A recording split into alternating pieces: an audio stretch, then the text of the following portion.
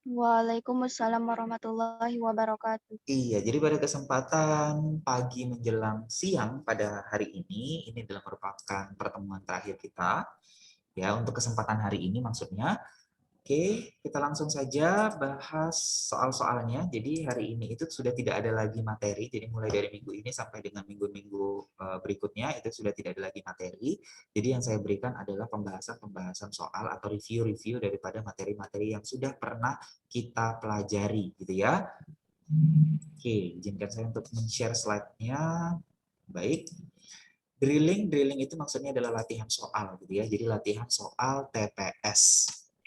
Tujuan pembelajarannya adalah tentunya kalian mampu untuk menyelesaikan masalah-masalah yang berkaitan dengan tes potensi skolastik kuantitatif. Oke, untuk soal yang pertama, karena tidak ada lagi materi, berarti kita langsung saja ke soal yang pertama. Pembahasannya adalah seperti apa. Nah, kita lihat di sini bilangan desimal berulang, jadi pecahan ini ya. Maka bentuk pecahan biasanya adalah, nah kalau misalnya kita lihat ini bentuknya bisa diubah menjadi 0,90 bar. Karena dia mengulang tuh 90 gitu ya. Berarti saya misalkan bahwa nilai daripada P misalnya adalah 0,90 bar gitu. Oke, karena ada dua angka yang mengulang, maka saya kalikan dengan 100. Berarti 100P gimana? Berarti 90 kan gitu ya, 90 bar. Oke, nah ini saya kurangkan. Nah, kalau saya kurangkan berarti 99P sama dengan 90. Kan tadi pemisalannya P. Berarti P-nya adalah 90 dibagi sama 99. Sama-sama dibagi dengan 9 berarti jadinya 10/11. Gitu ya, berarti nanti nilainya adalah yang A. Karena tadi di awal kita misalkan sebagai P. Apakah harus 100P? Ya enggak. Tergantung kebutuhan. Kalau misalkan dia satu yang mengulang, maka 10P. Kalau dia dua yang mengulang berarti 100P. Kalau tiga yang mengulang berarti 1000P. Jadi sesuaikan saja. Intinya adalah pengulangannya itu yang mau dihabiskan. Oke, jadi pengulangannya yang mau dihabiskan. Nah, yang diambil adalah yang tidak berulang. Saya ini adalah untuk mengubah bilangan rasional ke dalam bentuk pecahan. Oke, bilangan desimal berulang ke dalam bentuk pecahan. Oke, untuk yang nomor 2, barisan. Kalau misalkan di sini ada 21, 22, dan 20, lalu kemudian di sini kita lihat angkanya berselang-seling, jadi sepertinya kita prediksi bahwa ini akan pola loncat. Gitu ya. Berarti nanti ini dikurang 1, dikurang 1, dikurang 1, dan dikurang 1. Pas, berarti di sini adalah 19. Kemudian ini ke sini polanya makin naik nih. Berarti ini ditambah 1, ditambah 1, dan ditambah dengan 1. Berarti di sini adalah 23. Maka jawabannya adalah 23 dan 19. Oke, yang ketiga. Yang ketiga saya mau review tentang bangun datar. Keliling bangun datar di atas yang diarsir dengan jari-jari adalah 28. Jadi jari-jarinya itu nilainya adalah 28. Maka yang ditanyakan adalah berapakah keliling yang diarsir. Konsep daripada keliling sama seperti pagar rumah. Jadi pagar itu kan dia mengelilingi halaman rumah, gitu ya. Kalau ini yang diarsir adalah wilayah yang biru maksudnya. Berarti nanti dari sini ini kan artinya bahwa wilayah biru itu dikelilingi oleh sebuah persegi dan diapit oleh keliling lingkaran. Maka keliling totalnya itu adalah keliling daripada persegi ditambah sama keliling daripada lingkaran, ya kan? Nah, keliling persegi berapa? Keliling persegi kalau misalnya di sini 28 berarti panjang rusuknya atau panjang sisinya 28 kali 2 gitu ya. 28 kali 2, maka nilainya adalah sama dengan 56. Berarti keliling persegi 4 kali, ya kan? 4S. Berarti 4 dikalikan sama 56. Ditambah keliling daripada lingkaran. Keliling lingkaran itu adalah 2 VR atau V kali D diameternya kan. V-nya berapa? Sudah dibilang bahwa V-nya 22/7 dikali 2R. 2 kali 28. Udah Berarti nanti ini hasilnya tinggal perhitungan aljabar saja. Oke, berapa di sini? 4 dikaliin sama 56 ya. 224 Iya, 124 224. Kemudian ini adalah 44 dikali 4. Iya, 176 176 ya. Oke, berarti kalau dijumlahkan 0 berarti belakangnya. 0, 0 lagi. 4 ya, 400 ya. Iya, 400. Berarti jawabannya adalah yang E. Oke, pas. Gitu. Jadi ingat konsep daripada keliling. Selain daripada kalian harus ingat perumusan untuk bangun datar. Kita cek lagi untuk yang keempat. Oke, bangun datar kembali. Jika keliling bangun datar di atas adalah 80, yang ditanya adalah berapakah luasnya. Luas ya. Oke, kalau misalnya kita cek keliling berarti yang mengelilingi. Ini mengelilingi, ini juga mengelilingi, ini mengelilingi, ini mengelilingi. Sedangkan yang ini enggak ya. Ini kan bagian dalam nih. Ini juga enggak. Oke, jadi mengelilingi yang di luar. Maka kalau misalkan di sini adalah R, pasti di sini R, di sini R ya. Berarti nilai mereka adalah 2R. Oke, berarti keliling total itu adalah sama dengan keliling dari 3 buah setengah lingkaran, ya kan? Kan ada 3, 1, 2, 3, ditambah sama keliling daripada siapa? Oh, ditambah sama bukan keliling lagi ya, tambah ditambah 2 sama 2R, benar. Thank you. Ditambah sama 2R. Benar. Nih, berarti nanti ini akan ditambahin sama 2R. R-nya belum tahu berapa nilainya, cuman kelilingnya aja yang dapat berapa nilainya. Maka nanti nilainya menjadi, oke, ini 80 sama dengan 3 kali setengah lingkaran. Satu buah lingkaran tadi nilainya adalah 2 VR, berarti 2 VR kali setengah ditambah sama 2R. Oke, nah berarti nanti di sini adalah sama dengan, ini habis ya, berarti 3 kali Pi-nya 22/7 dikali R ditambah 2R. Berarti di sini adalah 66/7R ditambah di sini supaya sama 7 berarti 14R. Kan dia 2 ya. Berarti nilai mereka berapa? 80 ya. Kalau 66 tambah 14 itu 80/7R, di sini 80. Udah habis di sini. Berarti ternyata R-nya sama dengan 7. Kalau R-nya dapat 7, berarti di sini pasti nilainya adalah sama dengan 14. Karena R-nya tadi adalah sama dengan 7 ya. Nah, kalau untuk mencari luas kan ini berarti bisa dipindahin nih. Pindahin aja ke sini. Kan nutup dia. Oke. Kan dia berkaitan dengan luas. Jadi dia pasti tertutup. Nah, kalau dia sudah pasti tertutup di sini, oke, berarti ini jadinya adalah sebuah persegi.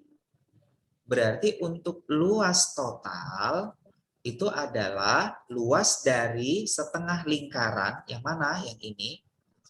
Oke, ditambah sama luas daripada persegi. Oke, berarti luas setengah lingkaran setengah dikali VR kuadrat ya kalau luas. Berarti 22/7 dikalikan dengan R kuadrat 7 kali 7 ditambah luas persegi, sisi kali sisi, sisinya 14 berarti 14 kali 14. Udah habiskan? Ini habis-habis, ini habis-habis, 11 berarti nilainya adalah berapa tuh? 77 ya kan ditambah sama 196. Berarti pasti belakangnya 3. Yang belakangnya 3 cuma 1. Bola. 273. Oke, pas? Oke, gitu ya. Caranya adalah seperti itu. Nah, untuk yang nomor 5, bangun ruang. Bangun ruang di sini ada tabung, di dalam tabung itu ada kerucut. Oke, jika R-nya 6, T-nya 14. R-nya 6, T-nya 14. Lalu kemudian berapakah volume bangun ruang yang berwarna kuning? Ada 2 nih yang berwarna kuning. Berarti yang pertama adalah di luar daripada kerucut tapi masih di dalam tabung, dan volume yang berikutnya adalah volume kerucut yang kecil. Ya kan? Nah, berarti kalau misalnya kita hitung, kita harus tahu dulu ini berapa ya jari-jari daripada kerucut yang kecil. Oke, kalau misalnya diameter ini kan katanya itu nilainya R. Berarti jari-jari kerucut yang kecil nih, saya buat nih, berarti R2 itu adalah setengahnya. Kalau R tadi 6, berarti R2-nya adalah 3. Ya kan? Oke, baru pakai konsep daripada kesebangunan. Konsep kesebangunannya gimana? Maka kalau misalnya saya pindahkan itu segitiganya, di sini 6, di sini 3, lalu kemudian di sini 14 ya. Nah, yang mau dicari siapa? Ini T. T2 deh. Ini saya buat adalah T1. Oke? Maka dengan konsep kesebangunan, sisi-sisi yang bersesuaian itu panjangnya sebanding. Berarti 6/3 sama dengan 14/T2. Habiskan. Ini habis, tinggal 2. Berarti 2T2 sama dengan 14 gitu ya kalau dikali silang. Berarti 2T2 sama dengan 14. Berarti T2 sama dengan 7. Dapat T-nya 7. Nah, kalau dapat T-nya 7 sebenarnya sudah bisa sih. Logikanya kan gini saja.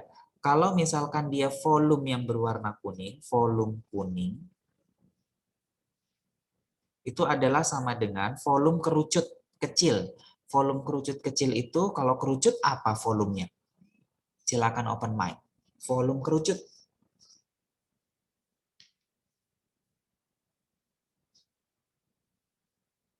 Ayo, apa volume kerucut?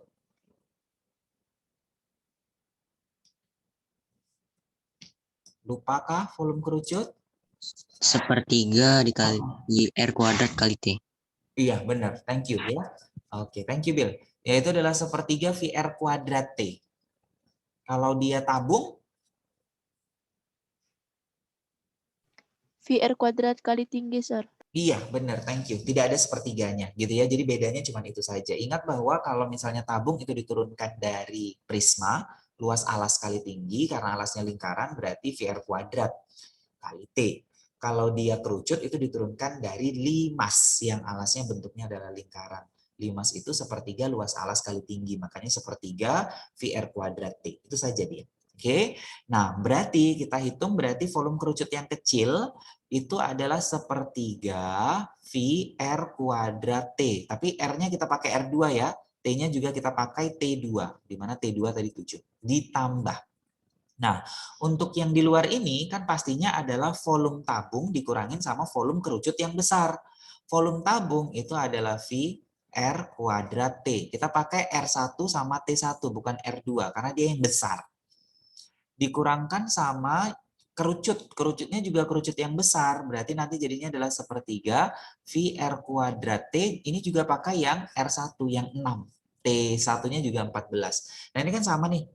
VR 1 kuadrat T1. Berarti ini bisa 1 dikurang sepertiga. 1 kurang sepertiga berarti nilainya adalah 2/3. Jadi perumusan ini bisa langsung aja kita buat sebagai 2/3 gitu ya. Nilai VR1 kuadrat dikali dengan T1 supaya nggak bolak-balik nulisnya. Berarti jadinya sepertiga, lalu kemudian V-nya sudah dibilang di soal 22/7 yang dipakai, lalu R2-nya itu 3, dan T2-nya adalah 7 tadi ya, ditambah kalau ini tadi 2/3 langsung aja, 22/7, R-nya itu adalah 6, dikali 6 dikali T-nya adalah 14. Oke, ini habis, tinggal aljabar biasa saja, ini habis 2, ini habis juga 2. Berarti nanti hasilnya tinggal dikali nih, 22 kali 3, 66 ya. Ditambah untuk yang ini berarti berapa tuh? 22 dikali sama 8. Ya kan, karena 2 kali 2 kali 2 itu 8. Lalu kemudian dikali sama 6, 48. 22 dikali 48. 1056 ya. 1056 pasti belakangnya 2 karena 6 tambah 6 2. 2 itu cuma 1 belakangnya, berarti hasilnya adalah 1122. Selesai. Ini kalau dia ada sentimeter ya berarti volumenya sentimeter kubik. Dapat ya logikanya, dapat ya. Nah, lalu untuk soal nomor 6 silahkan kalian sediakan alat tulisnya.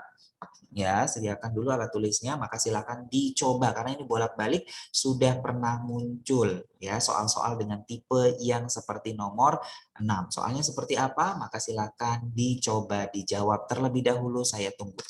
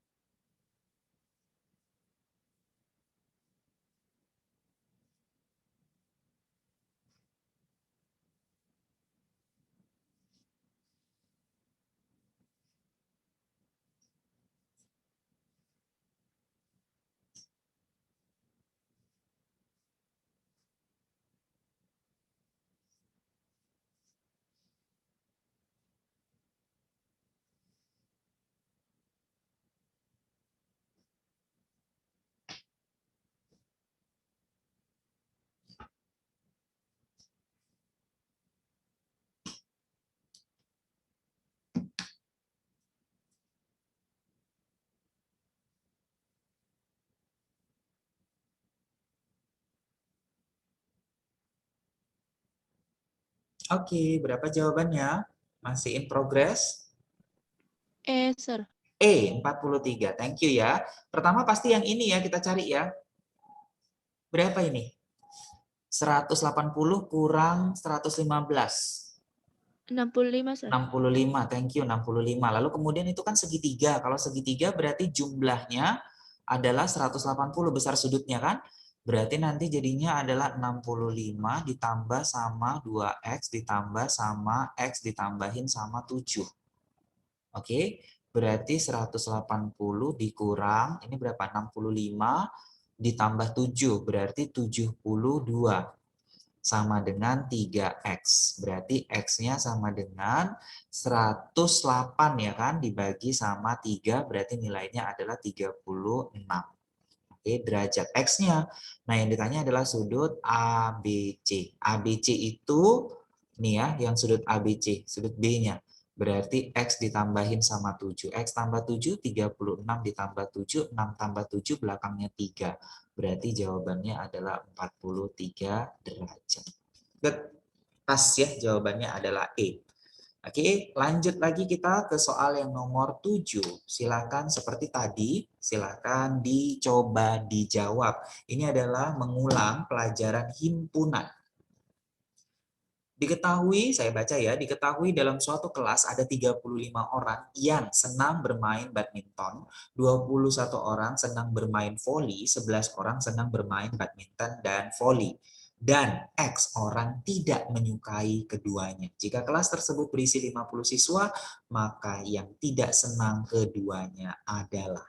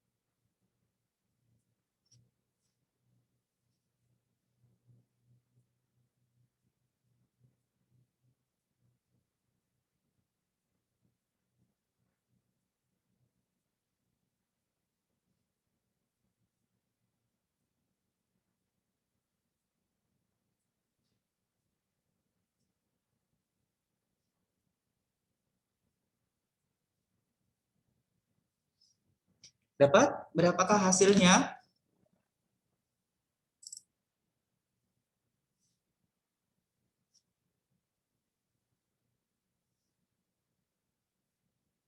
Tinggal 3 ya.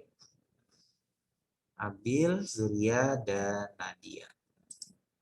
Oh, ada lagi. Sorry. Ada Novri, ada Diva ya. Thank you. Iya, berapa nih? Kok lama? 5, Sir. 5, bener, 5. Ya, oke. Jangan ragu-ragu, nggak apa-apa salah. Oke. Nah, ya, tapi ini benar sih. Nah, ini kan berarti ilustrasikan aja gini ya. Jadi ada irisannya. Kenapa? Karena ada yang suka keduanya. Jadi ini misalnya adalah badminton, lalu kemudian ini adalah volley. Yang suka keduanya 11. Berarti yang hanya suka badminton adalah 35 kurang 11. Yaitu adalah 24 ya kan. Lalu volley itu adalah yang hanya suka volley 21 kurang 11 berarti tinggal 10. Nah, ini jumlahin. Kalau dijumlahin berarti hasilnya adalah 45 ya kan? Nah, 45 berarti berapa lagi yang tidak suka? Kan tadi totalnya 50. Berarti totalnya 50 itu di luar. Nih ya kan 5. Ini adalah semestanya. Berarti yang tidak suka keduanya ada 5 orang. Jadi ingat ya, jadi kita bergeraknya dari mana? Kita bergeraknya dari yang suka keduanya, dari yang 11 itu. Lanjut, nomor 8. Masih kalian lagi coba dijawab. Operasi X dalam himpunan bilangan bulat didefinisikan sebagai AXB sama dengan A kali A kurang B. Maka 6X, 3X, min 2 sama dengan.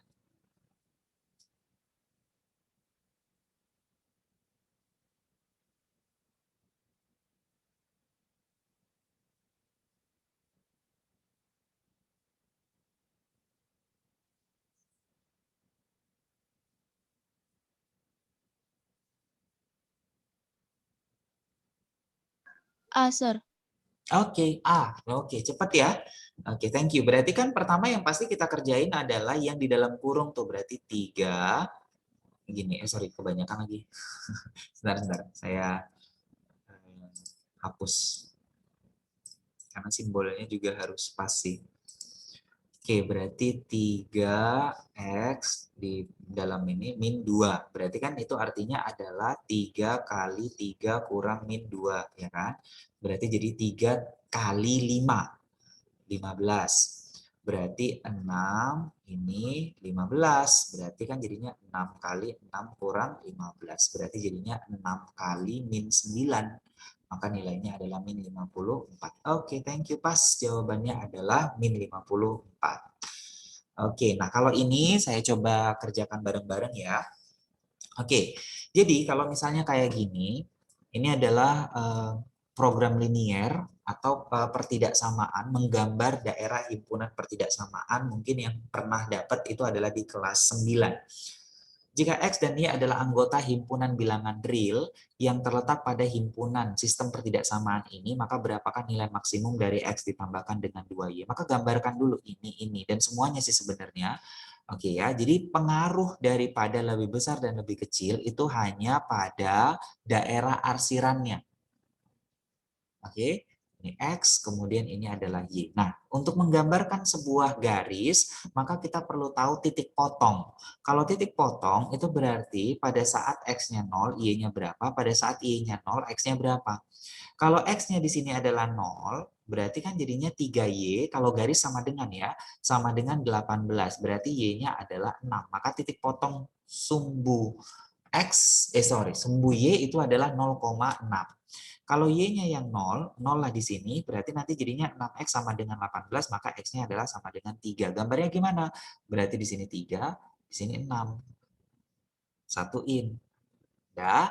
Nah, tanda lebih besar atau lebih kecil itu akan mempengaruhi arah arsiran. Oke. Nah, cara mengetes cara arsiran yaitu adalah tes saja di 0,0. Jadi kalau misalnya 0, 0, 0, 6 kali 0, 0, 3 kali 0, 0, 0 tambah 0, 0. 0 lebih kecil dari 18. Benar? Benar. Berarti kalau dia benar, arsir ke arah yang benar. Ya, berarti arsirannya ke bawah. Kenapa? Karena 0 berada di bawah garis. Tapi supaya nampak dia arsirannya, maka nanti arsirlah ke arah yang berlawanan. Itu teknik ya sebenarnya. Karena kan kita hanya punya satu warna pulpen gitu. Jadi kalau misalnya pakai hitam ya hitam, pakai biru ya biru, pakai merah ya merah gitu ya. Maka supaya nggak bingung melihatnya, arsirannya kan tadi harusnya ke bawah tuh. Oke, tapi ketika pas digambar, kita arsir ke arah yang berlawanan. Kenapa? Karena banyak yang mau diarsir. Nah, baru untuk yang kedua nih. Berarti kalau misalnya X-nya 0 sama kalau Y-nya 0. Kalau X-nya 0 berarti nanti Y-nya berapa? Nih, kalau X-nya 0 berarti Y-nya adalah 12 bagi 3. Gitu ya, 12 bagi 3 berarti 4. Kalau Y-nya yang 0, X-nya berapa? 6, Sir. Benar, berarti 4 di bawah 6 kan? Lalu ini di atas 3, 6. Berarti ini. Ya. Nah, sama. Kita uji aja di 0,0 supaya gampang. 2 kali 0, 0. 3 kali 0, 0. 0 tambah 0, 0. 0 lebih kecil dari 12, benar. Kalau benar, berarti arsirannya harusnya ke bawah, karena 0,0 itu berada di bawah garis. Nah, tapi karena ada banyak yang mau digambar, maka arsirlah ke arah yang berlawanan. Nanti himpunan penyelesaiannya malah yang tidak punya arsiran, gitu. Karena kita ambil yang posisi sebaliknya. Nah, baru kita gambar lagi X lebih besar dari 0. X lebih besar dari 0 itu kan berarti X-nya positif. Ya kan? Kalau dia positif berarti arsirannya harusnya ke arah kanan untuk X yang positif, yaitu 0, 1, 2, 3, 4, 5, 6. Oke, tapi arsir ke arah yang berlawanan. Jadinya adalah ke arah kiri. Nah, Y lebih besar daripada 0. Y lebih besar dari 0 pastinya adalah ke atas kan? 0, 1, 2, 3, 4, 5, 6. Berarti kan dia harusnya ke atas tuh, karena dia positif lebih besar dari 0. Tapi arsir ke arah yang berlawanan. Maka nanti himpunan penyelesaiannya itu atau gambarnya itu adalah mereka yang tidak punya arsiran. Oke, nah siapa saja yang tidak punya arsiran? Yang tidak punya arsiran itu yang ini kan? Berarti ini HP-nya, himpunan penyelesaiannya, ini daerahnya. Nah, untuk menentukannya maka kita perlu tahu titik potong atau vertex-nya. Jadi ini titik potong pertama, ini titik potong kedua, ini titik potong ketiga, dan ini titik potong keempat. Yang pertama itu adalah 0,0. Yang kedua itu adalah 3,0. Jadi itu terbalik ya, karena X duluan baru Y. Kalau yang ini berarti 0,4. Sama yang ini. Ini belum tahu nih, ini adalah merupakan titik potong. Untuk mencari titik potong antara dua buah garis, maka eliminasi. Oke, jadi kita eliminasikan 6X ditambah dengan 3Y sama dengan 18, 2X ditambah dengan 3Y sama dengan 12. Oke, kita kurangkan saja langsung ya. Berarti ini habis, tinggallah 4X sama dengan 6, berarti X-nya adalah 6/4 atau 3/2. Oh, pecahan ternyata. Nah, kalau X-nya adalah 3/2, berarti 2 kali 3/2, saya substitusi ke sini. Oke, ditambah 3Y itu nilainya adalah 12. Maka ini habis, berarti tinggallah 3Y sama dengan 12 kurang 3, 9. Y-nya adalah 3. Nah, ternyata titik yang di sini itu adalah 3/2,3. Karena X duluan baru Y. Udah dapatlah titik-titik itu, maka titik yang di sini ini nggak usah. Karena dia bukan merupakan himpunan penyelesaian atau vertex-nya. Bukan titik pojoknya.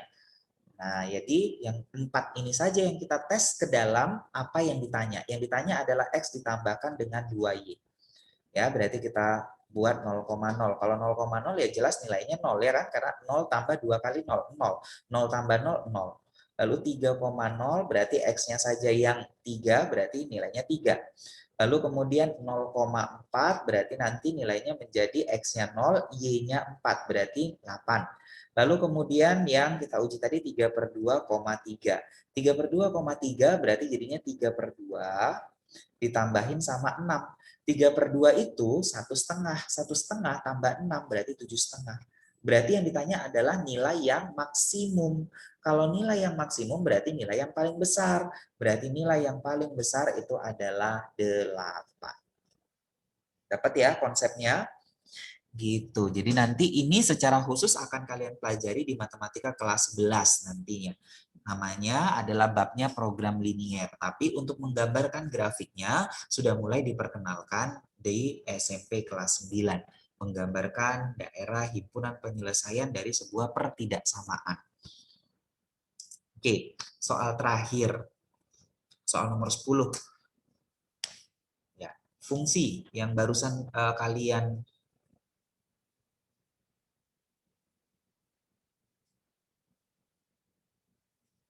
Oke.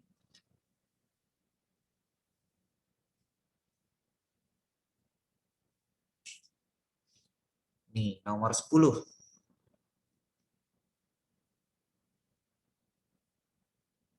Nah, nih. Domain fungsi. Domain artinya apa? Daerah Daerah asal. asal itu.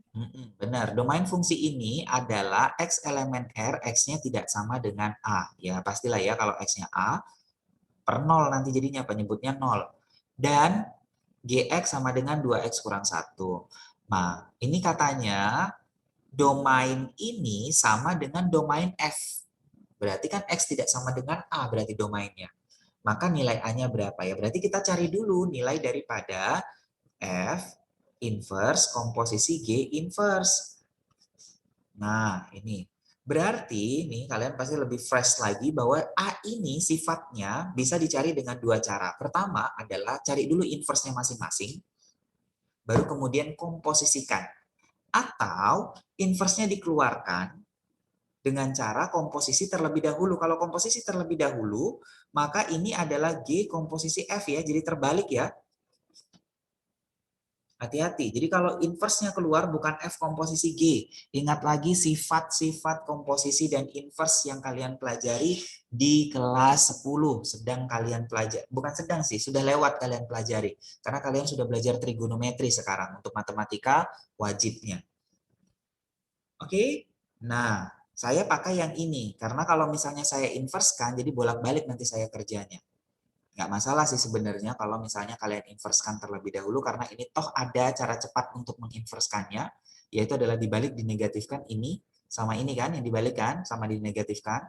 Ini juga inverse-nya juga gampang, inverse-nya adalah X tambah 1/2. Ya kan? 2X kurang 1 itu inverse-nya adalah X tambah 1/2 panjang. Nah, baru mereka komposisikan. Tapi saya buat yang ini saja.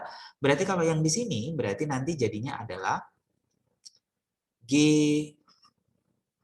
komposisi F ya, X. Itu berapa sih nilainya? G. Berarti G-nya 2X, berarti 2 kali. Gantikan dengan F. 3X ditambah A per X dikurang A, gitu kan? Dikurangin sama 1. Maka nanti nilainya menjadi, ini kalau disamakan penyebut, berarti X dikurang A, baru 6X ditambah 2A kurang X ditambahin A, gitu ya. Berarti nanti nilainya adalah 6X kurang X, 5X. 2X tambah 2A tambah A berarti 3A. Oke, per yaitu adalah X dikurangin sama A. Ya, baru kemudian G komposisi F inverse X. Berarti ya dibalik ininya sama ininya kan? Berarti nanti nilainya menjadi AX tambah 3A per X kurang 5. Cocok? Nah, berarti di sini domainnya itu apa? X tidak boleh sama dengan 5. Ya kan? Karena kalau 5 kurang 5 kan hasilnya 0. Sama dengan domain yang di sini. Nah, udah ketahuan dong. Berarti diperoleh gimana? Berarti nilai A-nya sama dengan 5. Karena kan tadi ini X tidak boleh sama dengan A, di sini X tidak boleh sama dengan 5. Berarti A-nya berapa? A-nya adalah 5. So, jawabannya adalah yang E. Gitu ya. Bisa kira-kira? Jadi kadang-kadang untuk TPS itu nggak hanya pelajarannya di SMP, ada beberapa yang menjadi dasar perhitungan untuk yang kayak fungsi. Fungsi itu sebenarnya ada di SMP dan ada di SMA. Fungsi lanjutannya itu di SMA. Kalau fungsi dasar, pengertian fungsi, membaca fungsi, menyajikan fungsi, nilai fungsi, itu semua adalah di kelas 8. Nama babnya adalah relasi dan fungsi. Jadi dia berlanjut ya. Jadi bisa saja relasi dan fungsinya yang di SMP yang dikeluarkan, atau bentuknya adalah dalam bentuk fungsi lanjutan seperti fungsi komposisi. Karena beberapa bimbel itu memprediksi untuk soal-soal TPS juga dimasukkan soal-soal matematika yang sifatnya dasar sekali untuk bisa melanjutkan ke studi yang lebih lanjut untuk tingkat matematika dan fisikanya terutama ya. Kalau misalnya dia berkaitan dengan sains. Oke, ada pertanyaan sampai di sini? Kita bahas 10 soal saja karena waktunya juga sudah habis. Nggak ada ya? Oke, maka silakan dikerjakan kuisnya. Ya, silakan dikerjakan kuisnya tersebut. Oke, kalau begitu terima kasih buat atensinya, terima kasih buat perhatiannya. Saya akhiri, wabillahi taufiq wal hidayah. Assalamualaikum warahmatullahi wabarakatuh. Waalaikumsalam Waalaikumsalam warahmatullahi wabarakatuh. Terima kasih, Sir. Ya, sama-sama, Nak.